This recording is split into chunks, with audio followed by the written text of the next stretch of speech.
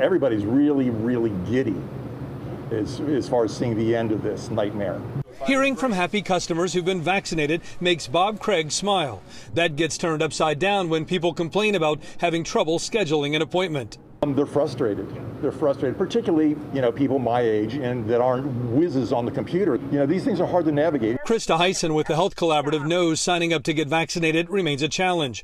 Complicating things is the fact that vaccine providers receive their doses at different times. I've had some friends and family that are, asking me what's the best way. And I'm like, just keep trying. I wish I had a magical be like, log on to this website at this time, but unfortunately, it's just so sporadic. Here are tips that could help you secure a time to get a shot. We've learned UC Health opens new appointments every Thursday at 8 a.m.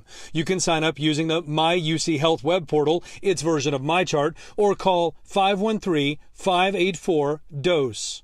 Christ Hospital opens its appointments for the following week on Fridays at 8 a.m. You don't have to be a patient and can sign up through MyChart or call 513-585-3881 Monday between 8 and 4. You can also visit the Christ Hospital COVID-19 website.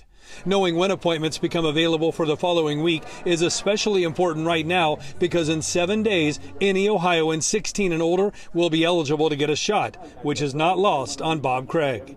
There's going to be more people going for those one vaccines.